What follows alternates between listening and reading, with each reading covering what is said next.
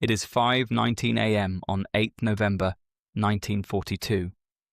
The British destroyer HMS Broke is alone in the darkness.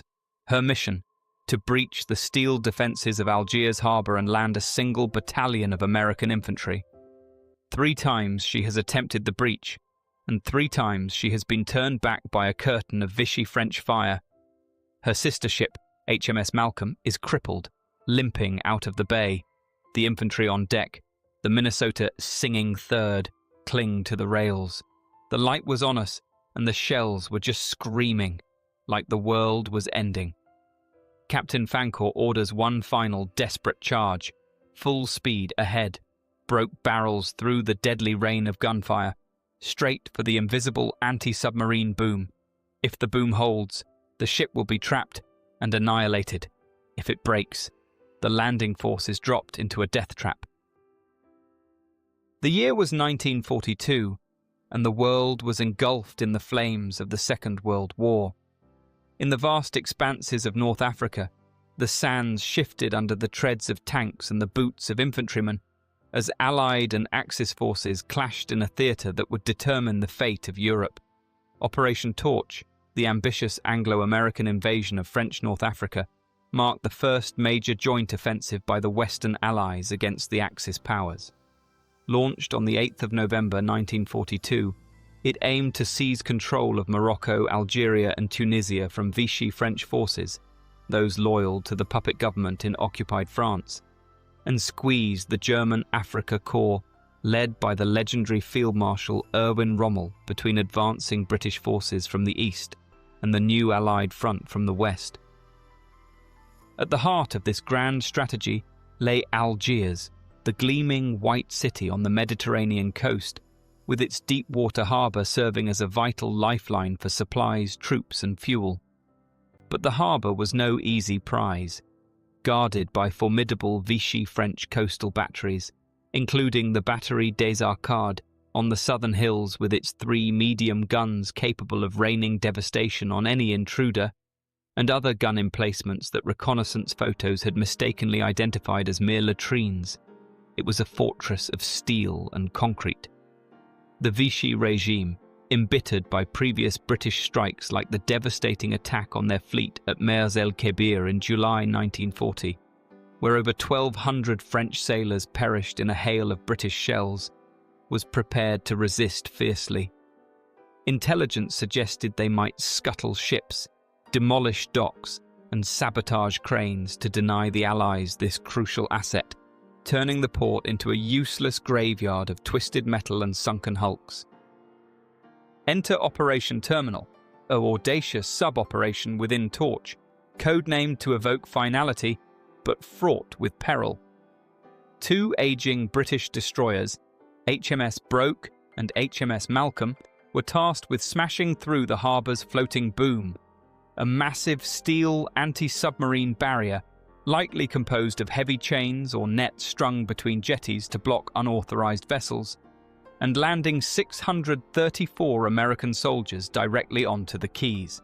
Their mission: secure key installations like the power station, oil depot and seaplane base before demolition charges could be ignited. It was a gamble blending naval daring, infantry resolve, and the uncertain fog of wartime alliances. Success could accelerate the Allied campaign. Failure meant annihilation under withering fire from shore batteries and counter-attacking troops. The operation's gripping tale is one of courage clashed with chaos, where a small band's valour shaped the tide of war.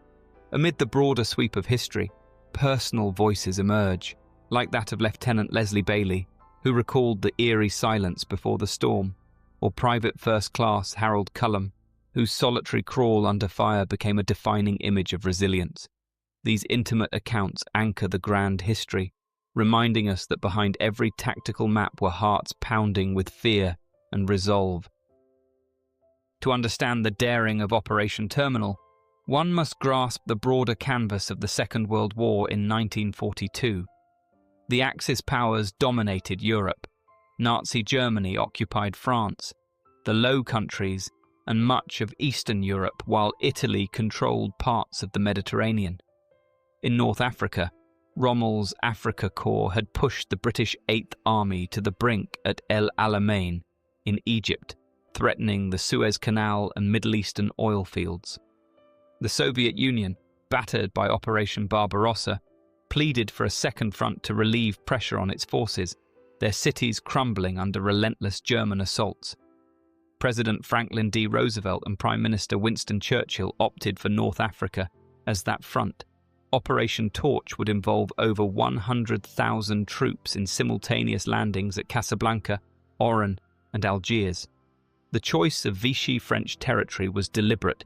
It avoided direct confrontation with German forces initially, and political overtures, via American diplomats like Robert Murphy, aimed to sway French commanders like Admiral Jean Darlan to the Allied side.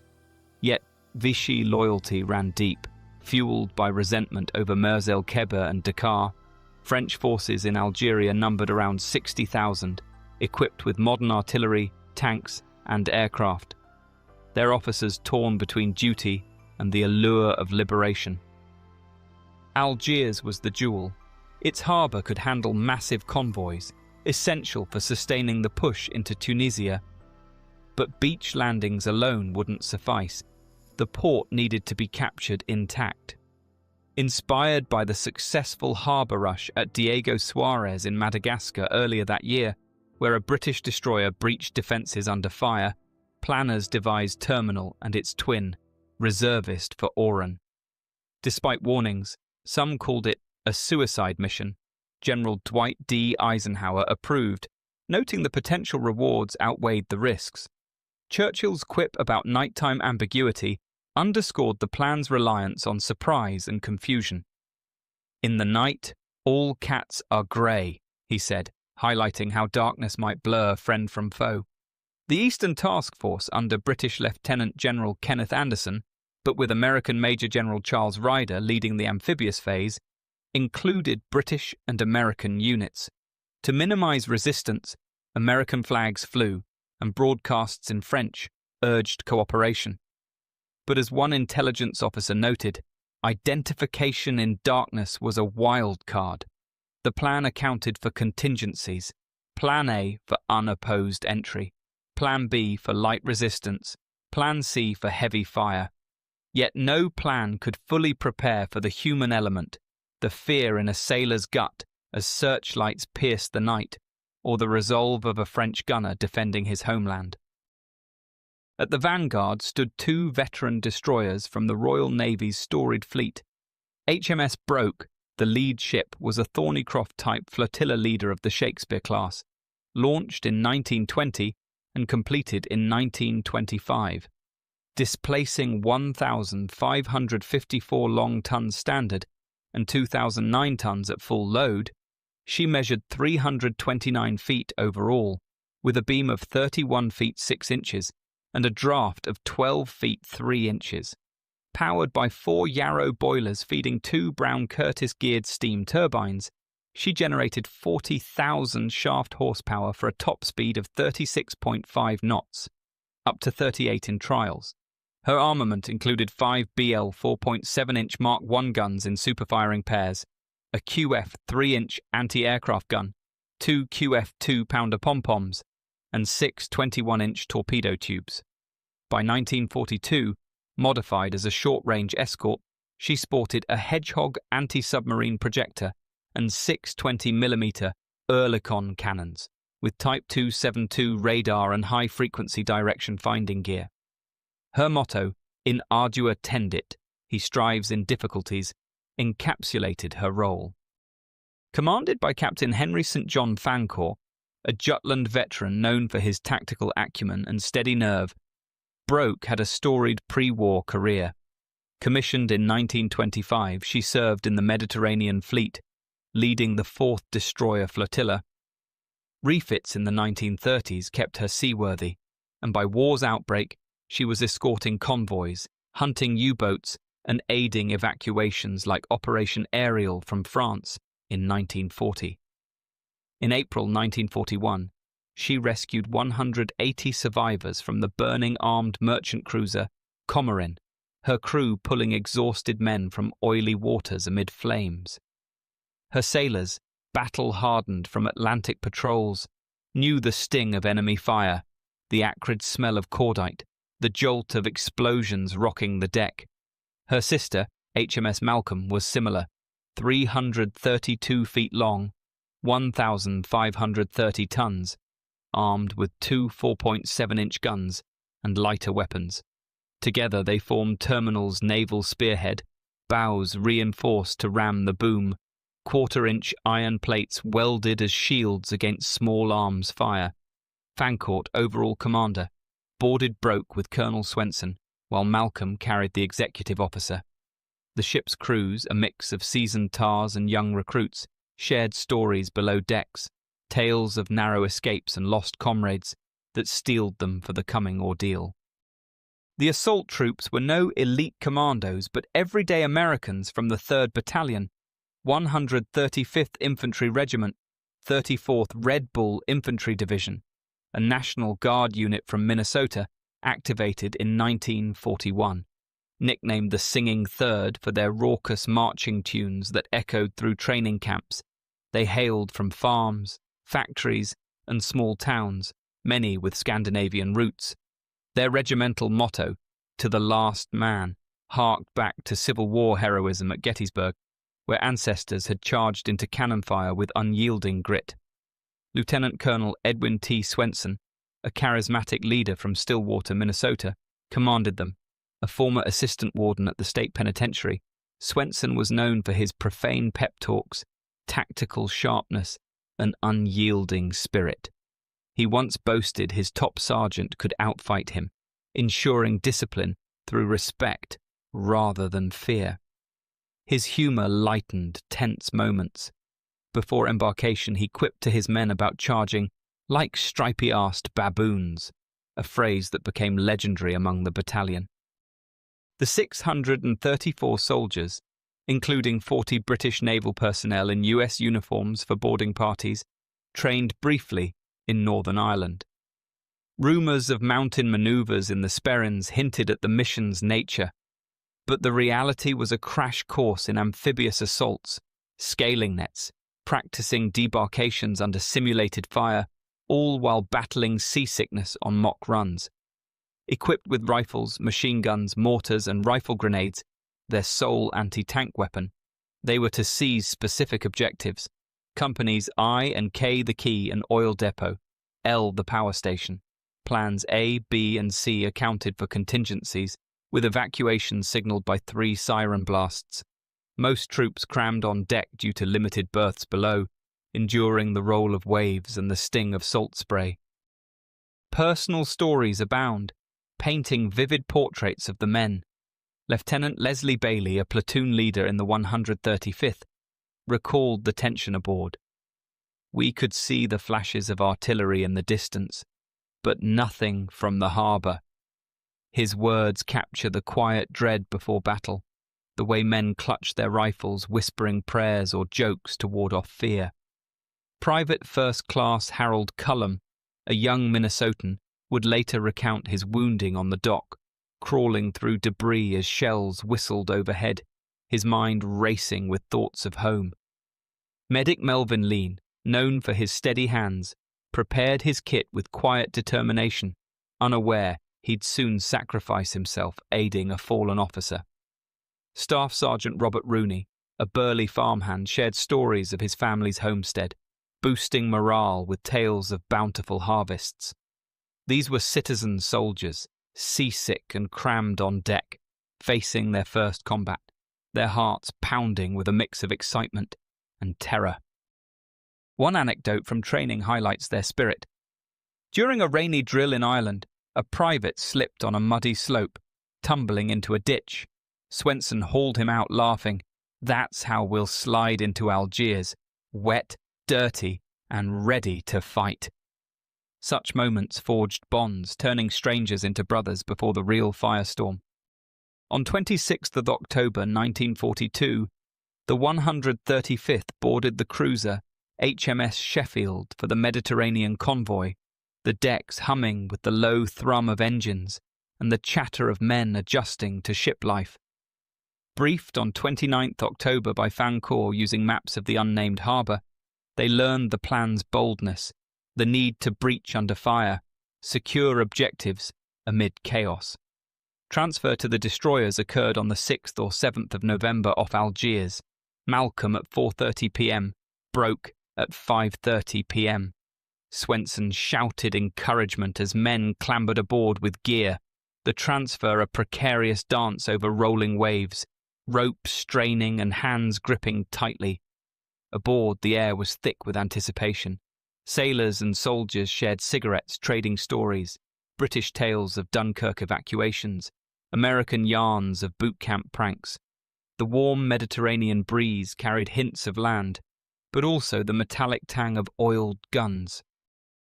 As H-hour approached on the 8th of November, the main torch landings succeeded on beaches around Algiers, troops wading ashore under sporadic fire. But for Terminal, the drama unfolded at 2:20 a.m. under a moonless sky, the darkness so complete it felt like a living shroud. The city lay dark, distant artillery flashes the only light, orange bursts flickering like distant campfires. Searchlights probed the night as the destroyers accelerated, their bows slicing through inky waters, engines roaring to full power. Lieutenant Bailey described the scene vividly. Upon closer approach, we could see at irregular intervals the orange flashes of artillery fire to the rear of Algiers, but not from the batteries within the city limits. Suddenly, all lights were extinguished, leaving only the dim outline of the higher buildings visible through the dusky gloom. The warmth of the night allowed men to lie on deck, but tension gripped them, the creak of metal, the whisper of waves, the faint smell of funnel smoke mixing with sweat and fear.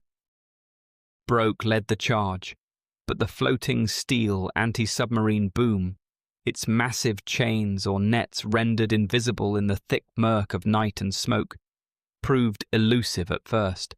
The first pass, a tense build-up as the ship surged forward at full speed, crew braced for impact, hearts racing, but nothing.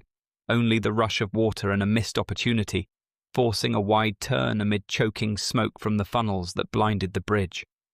The second attempt mirrored the first, searchlights now questing like predatory eyes sweeping across the bay and pinning the ships in harsh beams. Men ducked instinctively, shadows dancing on deck as the light exposed them. On the third, Malcolm surged ahead, her silhouette cutting through the gloom. At 4:06 a.m. the night erupted. Vichy coastal guns from Batterie des Arcades opened fire, shells screaming overhead like banshees, exploding in geysers of water that drenched the decks. One round struck Malcolm's smokestack, another amidships, igniting mortar ammunition in a blaze of orange flames and acrid smoke. Chaos ensued, men shouting, fire hoses spraying, as Second Lieutenant William Muir leapt into action.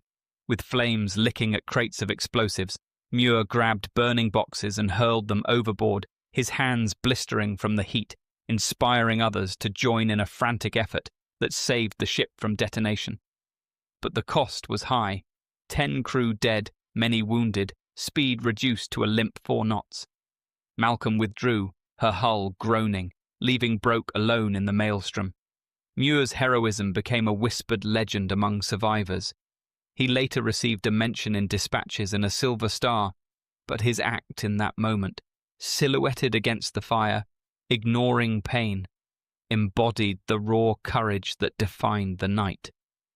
The heavy barrage signaled that the operation had shifted irrevocably from the hoped-for Plan A of unopposed entry to the dire contingencies of Plan C, where intense resistance demanded improvised tactics and unyielding resolve.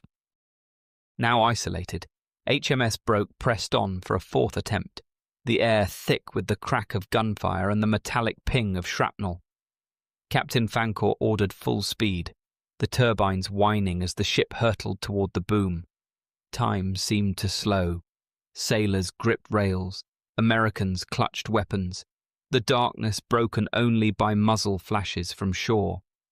The impact came suddenly, a shuddering jolt that ran through the hull like a thunderclap, steel grinding against steel as Broke's reinforced bow cleaved the floating barrier. But Broke sliced through at 5:20 a.m., cheers erupting from the crew as she entered the harbour's relative calm. Almost no sensation they had even struck the boom, one sailor recalled, but the triumph was short-lived. Diverting from the blocked Grande Mole to Quai de Falaise, Broke pulled alongside amid sporadic machine gun fire from docked vessels and warehouses. The staccato rattle of bullets pinged off the iron shields, wounding several, the smell of gunpowder mixed with the harbour's oily stench. Broke's 20mm Oerlikon cannons barked in response, tracers arcing like fiery arrows to silence the enemy positions, explosions blooming in the dark. Troops poured ashore in a rush of boots on concrete, Swenson bellowing, "Light out like stripy-arsed baboons up the wharf until you can get some cover. Then fight like hell!" Companies I and K secured the quay and oil depot, their advance a blur of shadows and shouts, while L Company pushed toward the power station. Sporadic fire claimed victims. Medic PFC Melvin Lean dashed under a hail of bullets to aid a wounded officer, applying bandages amid the chaos only to be cut down on his return, his body crumpling as machine gun bursts tore the air. He earned a posthumous Distinguished Service Cross for his selfless act. Staff Sergeant Robert Rooney, seeing Private Lawrence Fonda fall, charged forward in a heroic burst, scooping him up under withering fire and carrying him to safety, bullets kicking up dust around them. Rooney's Distinguished Service Cross citation praised his gallant disregard for personal safety, an anecdote of brotherhood amid bedlam. By 8 a.m. the objectives were held, the city smelling like a bar room from alcohol-fueled vehicles. French envoys approached under a white flag, 4 locals seeking surrender terms, but a French officer warned of encirclement and intent to fight.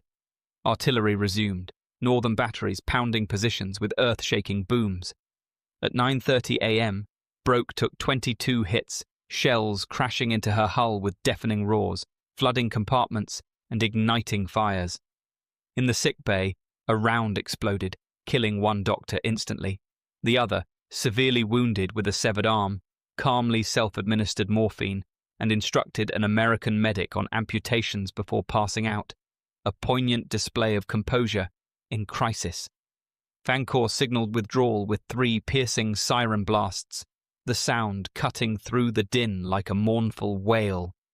About 60 Americans re-embarked, scrambling aboard amid falling shells, but Swenson chose to hold, believing reinforcements imminent.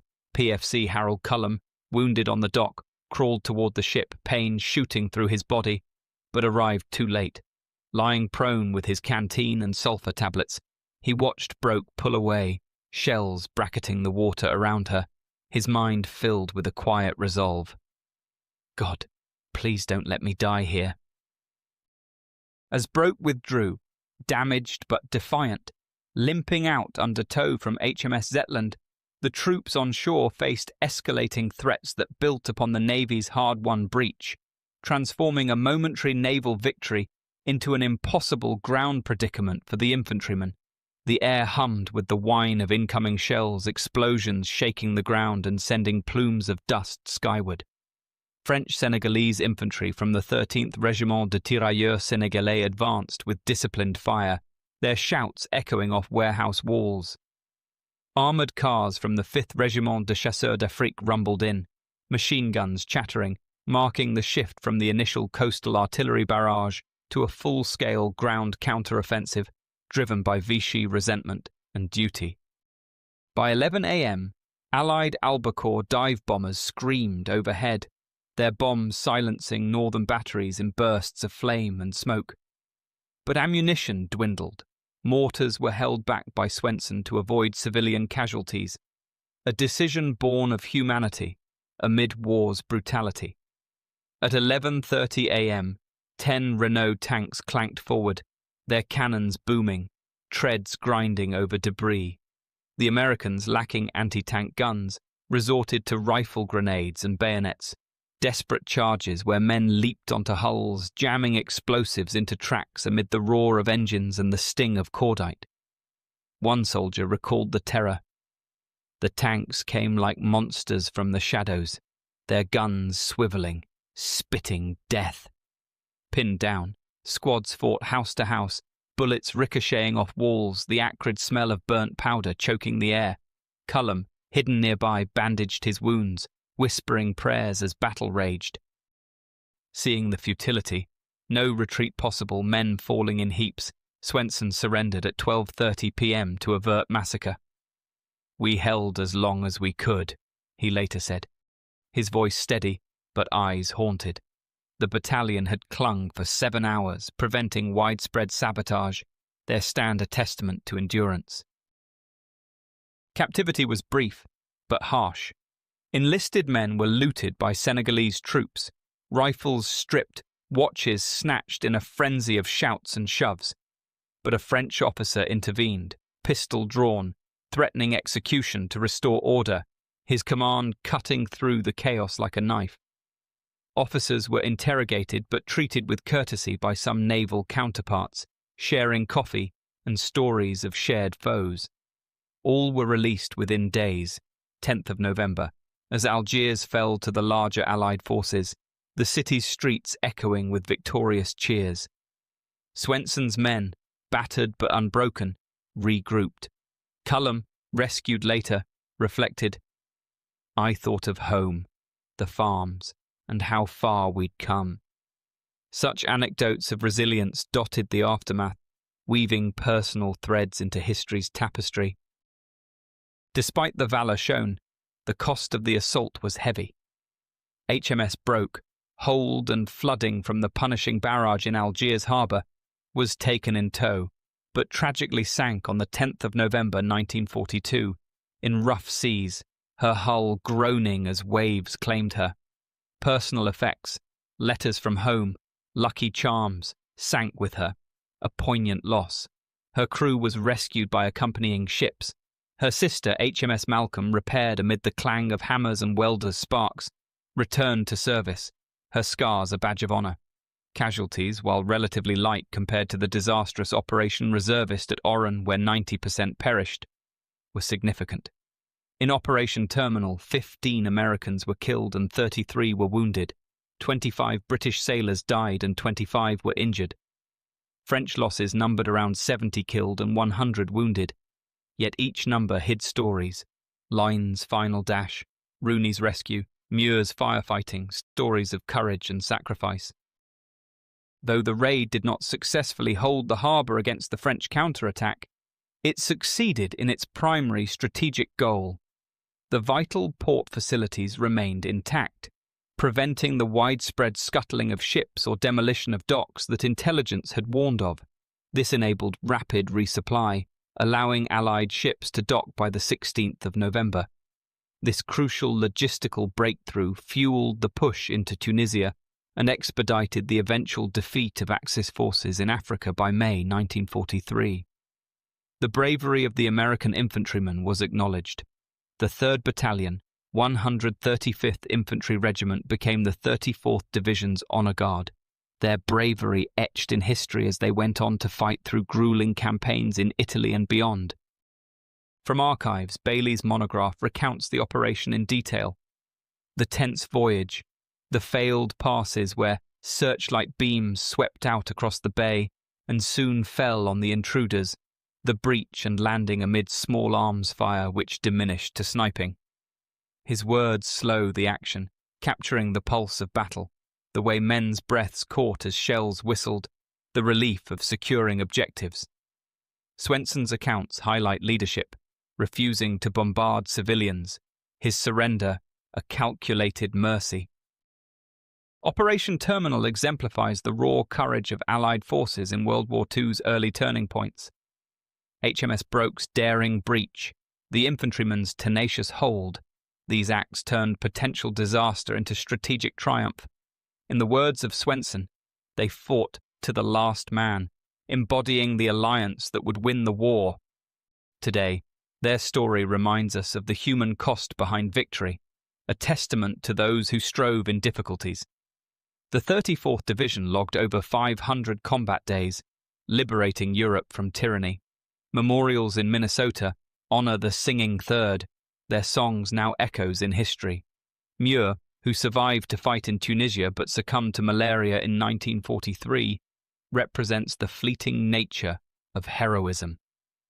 As Bailey reflected years later, "We were just boys doing what had to be done," his voice cracking with memory. In the spring of 1942, the war at sea was balanced on a knife edge.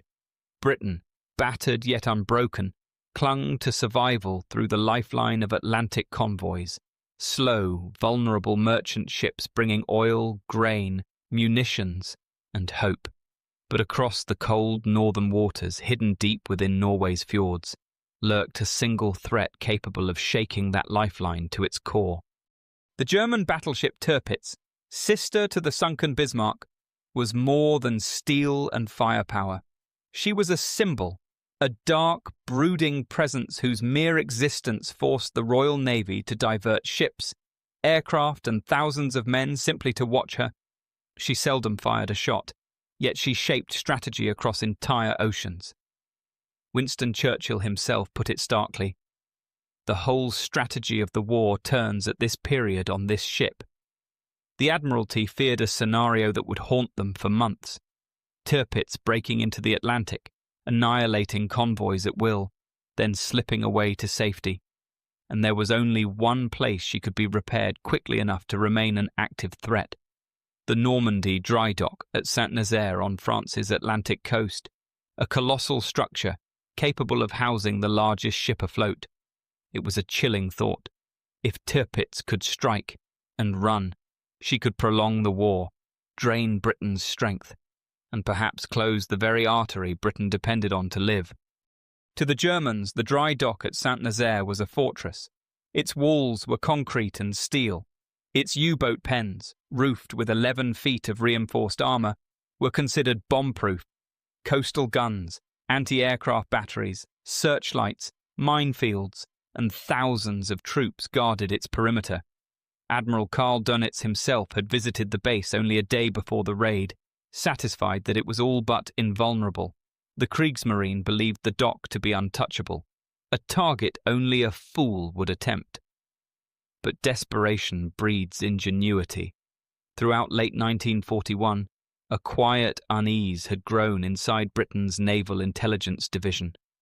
The threat of Tirpitz was stretching the Royal Navy thin. Some officers feared that unless the dry dock was put out of action, the Atlantic campaign could collapse before Britain regained its strength. Bombing the dock was impossible. The German defences shrugged off everything the Royal Air Force attempted. A naval bombardment was suicide. Saboteurs could not hope to reach the heavily controlled port. It was a problem without a solution, until Combined Operations Headquarters, under the youthful and energetic Lord Louis Mountbatten, proposed something audacious, something unthinkable: a destroyer, disguised as a German ship, packed with explosives. Ram it straight into the dock gate. It sounded mad, but it was the only plan with any chance of working.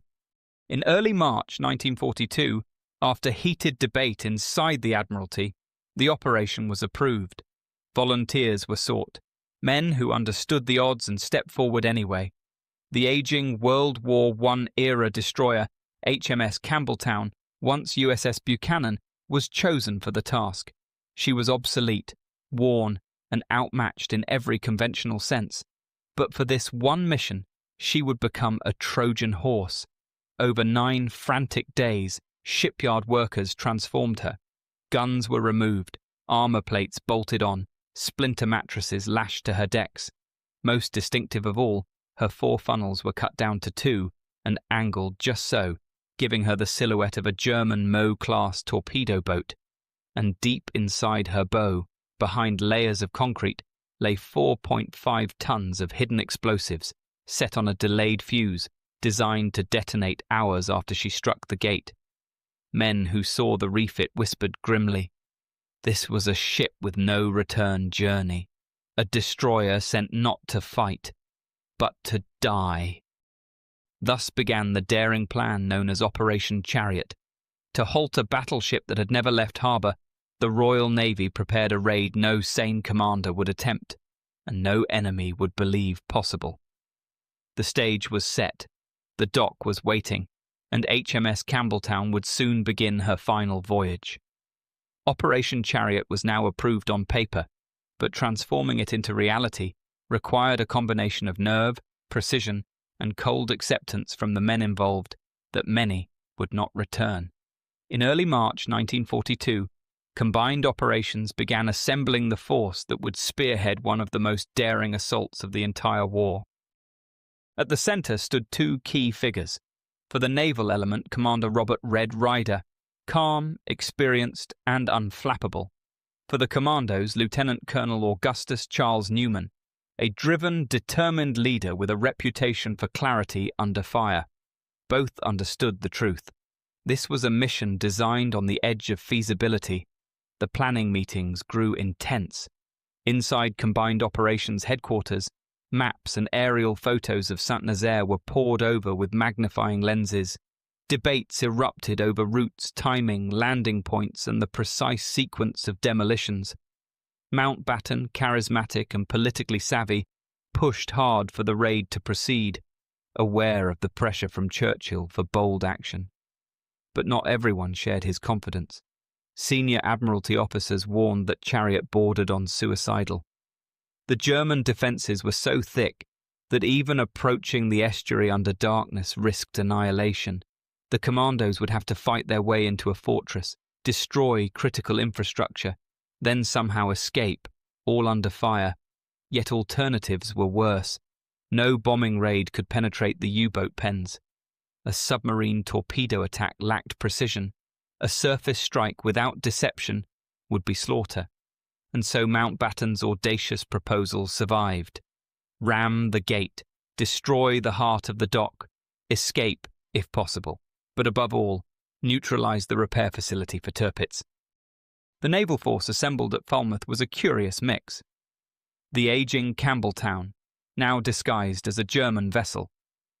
2 Hunt-class escort destroyers, HMS Atherstone and HMS Tyndale. Motor gunboat MGB 314, the headquarters ship. Motor torpedo boat MTB 74 carrying torpedoes for a secondary strike. 16 Fairmile motor launches carrying the commandos, in all 611 men, 346 Royal Navy, 265 commandos. They were divided into 3 main groups. Group 1, to secure the Old Mole and northern installations. Group 2, to strike southern targets. Group 3, Campbelltown's own demolition teams, tasked with destroying the dock machinery. Many were volunteers, but all understood the gravity of what lay ahead. Meanwhile, work continued around the clock on HMS Campbelltown. She had been stripped of excess weight, her draft lightened so she could cross the shallow mudflats on a spring tide. 3 of her 4 4-inch guns were removed. Oerlikons and 50 caliber machine guns added. Armour plating was welded onto the bridge. Splinter mattresses were lashed across her decks in a patchwork of makeshift protection. Inside her bow, the explosives, 24 Mark 7 depth charges set in concrete, formed a crude but devastating warhead. Lieutenant Nigel Tibbets, who designed the arrangement, knew he would have to activate the fuses well before impact, accepting he might never leave the ship alive. Shipyard workers sensed the ominous nature of the assignment. One remarked quietly as the funnels were reshaped, "She's for a one-way trip, that one." Even the commandos, hardened soldiers who had seen their share of danger, paused when they first saw the transformed destroyer. Sleek, sinister, and unmistakably German in outline, she looked almost reborn, yet everyone knew what waited inside her bow. Training intensified. Demolition teams practiced blowing mock-up pump houses and winding gear. Assault troops rehearsed storming heavily defended buildings. Protection units trained to hold the perimeter around the demolition teams while they set their charges. This was not only a commando raid, it was a tightly choreographed sequence of destruction. Every man had his place. Every minute had its purpose. Captain Bill Pritchard, whose family had business ties to the dock before the war, provided invaluable technical guidance. He knew the layout, the machinery, and the critical vulnerabilities. Still, the men sensed the odds. The dry dock was surrounded by nearly 5,000 German defenders, including harbour units, infantry from the 333rd Division, and naval flak brigades. One commando later put it plainly, "We weren't expected to come back. We all knew it." On the afternoon of 26th of March 1942, at 1400 hours, the flotilla slipped from Falmouth, moving into the channel in 3 neat columns. The sea was calm, the sky overcast. Inside the mess decks, men played cards, wrote last letters, and tried to steady their nerves. By nightfall, the weather worsened, the smaller launches bucking heavily in the swell. Some men were violently seasick, others quietly reflective. A few attempted humour, most did not. They all sensed the same truth. They were going somewhere from which many would not return. As the English coast faded into darkness behind them, the greatest raid of the war was underway. Night settled over the channel as the force pressed southeast, the grey shapes of destroyers and motor launches rising and falling in the dark waters. Winds strengthened, and the smaller boats were battered by the swell. Rain came in intermittent sheets, tapping against helmets and decks in a restless rhythm. On the cramped wooden launches, the men endured a long, punishing night. Some sat silently, their thoughts drifting to home. Others clenched jaw and fist, fighting seasickness and fear. One commando later recalled, "Of all the dangers on that mission, that night's crossing was the first test, and it would not be the last." At 2100 hours, the flotilla altered course. They were now approaching hostile waters. Shortly afterwards, a silent shadow moved beneath the waves. A German U-boat, U-593, had spotted them. Her captain peered through the periscope. A scattered group of vessels, indistinct in the gloom, heading east. He marked them down as potential mine layers or a decoy group. His report to base misjudged their heading, a fortunate error that helped preserve the British deception. Still, the encounter electrified nerves across the flotilla. On board HMS Tyndale, lookouts shouted. A periscope had been spotted in the swell. The escort destroyer wheeled sharply and accelerated, depth charges tumbling into the sea in a pattern of deafening eruptions. The shockwaves rolled beneath the hulls, and for a moment, every man held his breath. But U-593 escaped into the depths, slipping away towards safety. The British force continued their approach, unharmed but acutely aware of how narrowly they had avoided early catastrophe. Shortly after 11:30 p.m. on the night of 27th March, the second part of the plan unfolded. The RAF launched a diversionary attack, 35 Whitley bombers and 27 Wellingtons. Their purpose was simple: draw every German eye skyward. But nature turned against them. A blanket of low cloud made bombing accuracy impossible. Only 4 aircraft were able to release their weapons on the port. The rest circled, releasing flares, burning precious fuel, and ultimately heightening German suspicion rather than distracting it. German gunners of the 22nd Naval Flak Brigade, under Captain José Karl Konrad Mecker, were placed on high alert. Searchlights swept the sky. The port bristled with nervous readiness. Unknowingly, the bombers had set the stage not for deception, but for the defenders' vigilance. Near midnight, the flotilla neared the Loire estuary. The waters were shallow, treacherous, with sandbanks and mudflats lying close beneath the surface. In the darkness, the crews strained their eyes for navigational markers. The S-class submarine HMS Sturgeon, positioned earlier as a beacon, radiated her guiding signal. The ships went dark, engines throttled back. German ensigns were raised. HMS Campbelltown, her silhouette altered to resemble a Meaux-class torpedo boat, now took the lead. She scraped bottom twice, Each time the shudder ran through the entire ship like a warning, but she pressed on. On her decks, men could now make out the distant shapes of bunkers, blockhouses and searchlight towers. They could sense how close they were to the jaws of the fortress. At 1:22 a.m., searchlights snapped to life. Blinding, white, merciless beams swept across the water, catching the flotilla in their glare.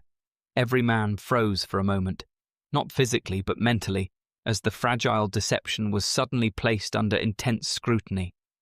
A German signal flashed across the dark water. "Identify yourself." A heartbeat passed. Then another. The British replied with captured German codes, claiming to be a damaged flotilla seeking repairs. It was bold, and it worked, for the moment. German signalmen, confused by the familiar outline of the lead ship and the convincing ensigns, hesitated. Officers argued. A warning shot fired, but the British answered with a green flare and 3 red stars. More stolen signals.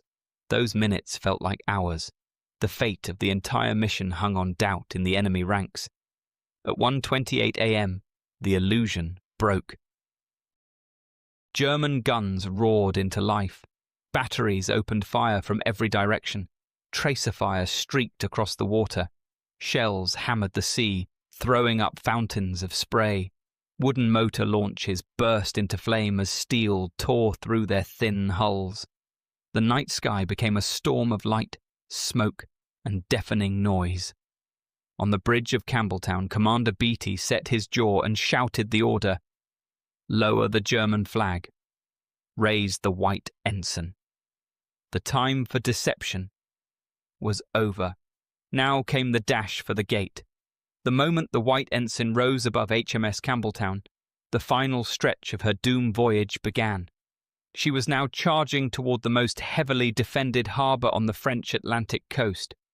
German guns thundered from blockhouses, towers and rooftops. Every calibre, from machine guns to coastal artillery, poured fire into the darkness. On the bridge, Commander Beatty felt the ship shudder under the onslaught. 2 helmsmen were cut down in rapid succession, thrown to the deck by a burst of shrapnel. Lieutenant Nigel Tibbets, the man who had armed the explosive charge, took the wheel himself, blood streaking his face as bullets smashed against the bridge armour. Campbelltown pressed on, using the very searchlights trained upon her as navigation points. Sparks cascaded off her hull. Splinters sliced through the air. Men clung to railings as the ship lurched violently with every hit. But the old destroyer, reborn as a floating bomb, refused to slow. She had one task left. Ahead loomed the massive steel wall of the caisson, thick, towering, immovable. At 1:34 a.m., travelling at 19 knots, Campbelltown struck. The impact was seismic. 36 feet of her bow crumpled instantly, shearing away as the forward section embedded itself deep into the gate. Metal tore with a screech that echoed across the port. Men were thrown off their feet. Equipment smashed against bulkheads. The deck pitched as if the ship herself gasped from the collision. Commander Beatty steadied himself and uttered a wry remark to his officers. "Well, here we are, 4 minutes late." Even in the heart of hell, the Royal Navy found room for understatement. With German fire still hammering the ship, the crew opened the seacocks, flooding the hull to ensure Campbelltown stayed wedged tight. She could not be towed off. Not now. Not ever. Her deadly cargo was in place. As Campbelltown ground to a halt, the commandos of Group 3, led by Major William Copland, leapt into action.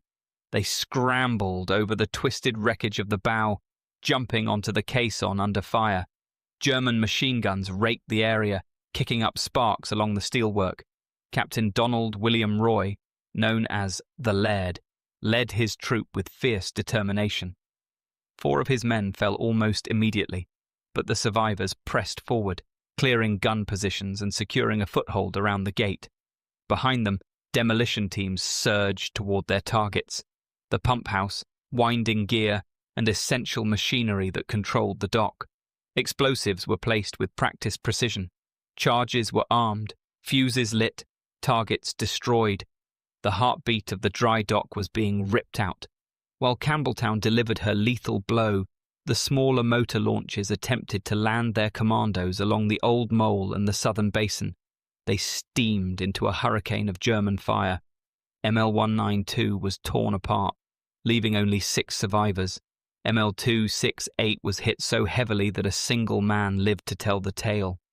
Several launches caught fire instantly, wooden hulls and fuel tanks transforming them into floating infernos. Only ML-457 and ML-177 succeeded in putting meaningful numbers of commandos ashore. The men who disembarked sprinted across open ground under merciless fire, throwing grenades into gun pits, seizing small vessels, and engaging defenders at close quarters. On MGB-314, the headquarters boat, the crew fought back fiercely despite repeated hits. Able seaman William Alfred Savage manned an exposed gun position with unwavering courage, firing until his weapon fell silent. He died at his post. He would later receive the Victoria Cross. Elsewhere, MTB-74, commanded by Lieutenant Wynne, pressed forward to launch her delayed action torpedoes into the old entrance. She succeeded, but took heavy damage and was lost on withdrawal. By now, St. Nazaire had erupted into chaos. Searchlights crisscrossed the night. Guns fired from rooftops, windows and fortified emplacements. Commandos and German defenders clashed in alleys and streets as the raiders attempted to reach and destroy their objectives. Lieutenant Colonel Newman, though not meant to land this early, found himself ashore directing operations amid the confusion. He organized ad hoc groups, coordinated machine gun and mortar fire, and improvised routes through the town as original paths became untenable. Charges detonated across the port in a rolling wave of explosions. The dock mechanisms were smashed. Fuel tanks erupted in flames. German communications faltered. But every man now confronted a grim truth. Even as their objectives fell, the route home was collapsing. The Old Mole, intended as the evacuation point, was raked with such intense fire that no boat could approach. The sea itself seemed to burn under the tracers. The commandos were trapped inside the fortress they had just torn apart. The moment the commandos realized the Old Mole could not be reached, the nature of the mission changed. What had begun as a daring strike was now becoming a fight for survival. German guns, alert, coordinated, relentless, blanketed the waterfront. Any motor launch attempting to withdraw was hit almost instantly. Smoke hung thick across the harbour. The water churned with burning fuel. The sky throbbed with tracer fire. The plan for evacuation had collapsed, and the men ashore understood with an awful clarity that they were now alone. Lieutenant Colonel Augustus Newman gathered what remained of his dispersed forces. Amid shattered buildings and the glare of searchlights, he issued orders that cut through the chaos with stark resolve. Do your best to get back to England, not to surrender until all our ammunition is exhausted, not to surrender at all if we can help it. His words were not dramatic. They were practical, grounded in the reality facing them. Ammunition was running low, casualties were mounting, and German reinforcements were flooding into the town. Yet the commandos did not panic. They formed small fighting groups and prepared to battle their way out, street by street. The retreat through St. Nazaire became a series of brutal close-quarters engagements. Commandos charged across open roads, ducked through alleyways, smashed through doorways, and fought from room to room as German soldiers fired from balconies, windows, and rooftops. A handful of French civilians risked everything to help. Some hid raiders in their homes. Others whispered directions, offered clothing, or shared bread and water. Their gestures, quiet, courageous, became small beacons of humanity amid the chaos. Lieutenant Coran Purdon led one group that fought its way across 2 bridges, blasting through barricades, exchanging fire with German units at ranges measured in feet. They used grenades, Bren guns, and captured German weapons scavenged from the fallen. But for every breakthrough, more German troops arrived. The noose tightened. The streets became killing zones. The commandos, exhausted and bleeding, continued to fight on. By dawn, it was clear that only a handful of men would escape by land, and fewer still would reach the countryside. The majority were surrounded, forced into small pockets as ammunition dwindled. One group made a desperate attempt to reach the south side of the town. They forced their way through a garden wall, sprinted across open ground, and fought into the outskirts before sheer numbers overwhelmed them. Others were cornered near the docks, pressed against buildings that shook under the impact of gunfire. They fought until their weapons were empty. German officers later commented with astonishment on the ferocity of the British resistance. Many commandos, refusing to surrender until the last possible moment, collapsed from wounds or exhaustion before they let themselves be taken. In the end, about 100 men were taken prisoner. Some were marched through the smoking ruins of the port. Others were dragged from hiding places or rounded up in small groups. They were bruised, burned, bleeding, but alive. Most would be sent to Stalag 133, a prisoner of war camp in Brittany. From their cells, they could still see the distant silhouette of HMS Campbelltown, lodged defiantly into the caisson. Inside the camp, men tried to make sense of their fate. They whispered about the demolition charges.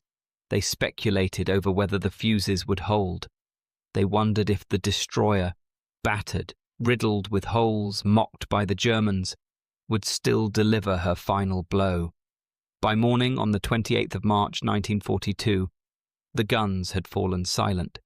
Smoke drifted across the shattered port of Saint-Nazaire. German officers walked the quayside with a confident swagger, convinced they had crushed a reckless British raid. To their eyes, the attack had failed. The commandos had been killed or captured. The harbour facilities appeared intact. The destroyer lodged in the caisson was a curiosity, a battered trophy.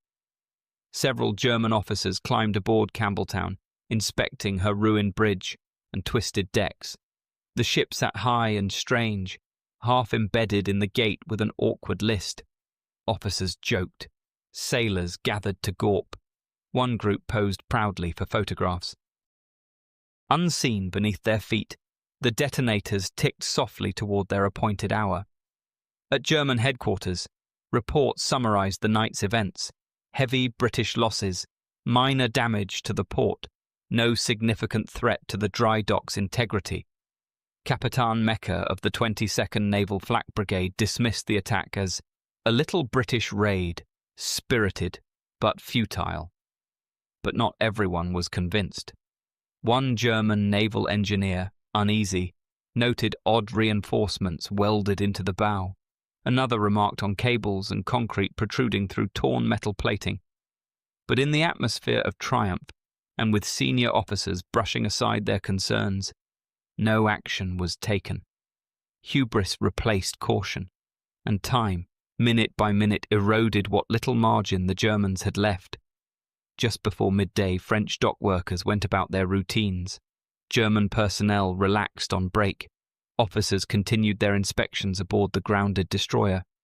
The port buzzed with activity, mundane, orderly, confident. Then, at 12 p.m., HMS Campbelltown fulfilled her purpose. The explosion was colossal. 4.5 tons of depth charges, buried in concrete, concealed beneath layers of plating, detonated as one. The caisson shattered. Steel beams flew like spears.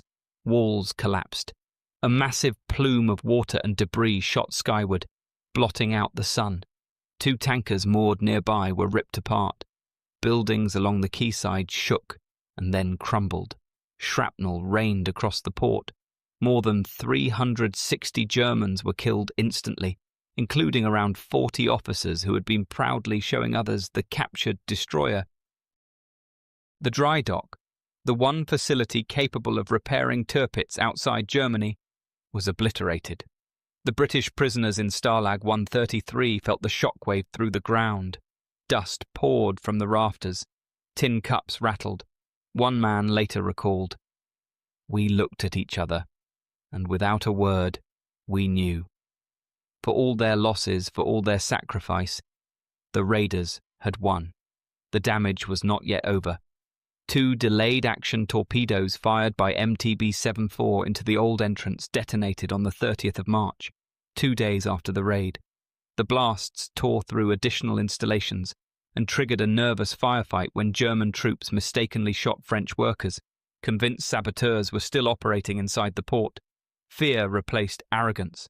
The Germans, once certain Saint-Nazaire was impregnable, now suspected shadows in every alley and saboteurs at every turn. The human cost of the raid was immense. Of the 612 men who set out, 169 were killed. 215 were captured. 228 returned to Britain. The losses were devastating. The courage displayed, astonishing. Saint-Nazaire's port lay crippled. The Normandy dry dock remained unusable until 1948. For the Germans, the psychological impact was enormous. Hitler, furious, ordered an accelerated expansion of the Atlantic Wall, diverting hundreds of thousands of troops and more than 1 million labourers to strengthen coastal defences. Every day they spent fortifying France would be one less day spent reinforcing the Eastern Front. And for Tirpitz, she never risked a deep Atlantic breakout. Denied her only repair sanctuary, she became a prisoner of the fjords, a fleet in being reduced to a fortress bound to the rocks of Norway. Strategically, the raid had changed everything. Operation Chariot became known as the greatest raid of all. 5 Victoria Crosses were awarded to Beatty, Ryder, Newman, Savage and Durrant, alongside dozens of other decorations. Their actions inspired future amphibious operations, informed hard lessons for Dieppe and Normandy, and lifted morale throughout a Britain starving for triumph. The twisted, half-submerged wreck of Campbelltown remained visible for months, a silent monument to ingenuity, audacity, and sacrifice. Even the Germans could not deny it. One officer later wrote, "They came in the night, they broke our fortress, and they left us in ruins." In the days and weeks that followed the raid on Saint-Nazaire, the tides washed through the ruins of the shattered harbour. Debris drifted along the quayside. The air carried the smell of oil, scorched metal, and a silence unfamiliar to a port once alive with German confidence. Where once stood the pride of Germany's Atlantic repair capability, there was now only wreckage, and at the heart of it, lodged into the remains of the caisson, lay the twisted hull of HMS Campbelltown, her bow torn open, her mission complete. The sea rolled gently against her shattered frame, indifferent, yet eternal. For the French civilians of Saint-Nazaire, the sight of the wreck carried mixed emotions. Sorrow for those killed, grief for the reprisals that followed, but pride too, quiet, defiant pride, that the Allies had dared to strike at the very heart of the German war machine. For the occupying forces, it was a humiliation, a blow not merely to steel, but to prestige. For the British prisoners held in Stalag 133, life settled into the rhythm of captivity. They survived on meagre rations, endured interrogations, and waited for news of home. But they carried with them something the Germans could not take away: the knowledge that their mission had succeeded. Tirpitz never made a decisive breakout into the ocean. She remained bottled up in Norwegian fjords, a threat in theory but increasingly a burden in practice. The Royal Navy and RAF dedicated enormous effort to contain her: attacks by midget submarines, aerial raids, torpedo strikes, until at last, on the 12th of November 1944, RAF Lancasters sank her in Tromsø fjord. Many factors contributed to her demise, but Operation Chariot had sealed her strategic fate years earlier. The dry dock at Saint-Nazaire had been the key, and the men of Campbelltown had broken it beyond repair. When the war ended, the people of Saint-Nazaire placed a plaque on the quayside to honour the British raiders. The dry dock was eventually rebuilt, but its story, its moment in history, was never forgotten. In Britain, memorials rose in Falmouth, in London, and in the hometowns of the fallen. Veterans of the raid, those few who survived captivity and returned home, spoke modestly of what they had done. They did not call themselves heroes. They said only that they had done their duty. But history remembers more. Operation Chariot became etched into the annals of the Second World War as a testament to ingenuity, courage, and sacrifice, a daring strike that defied the odds and reshaped the course of the naval war. The sea eventually claimed what remained of HMS Campbelltown. Her steel rusted, the tides shifted, the harbour changed, but the legacy endures. For in the dark hours of one March night in 1942, a worn-out destroyer and a few hundred determined men achieved the impossible.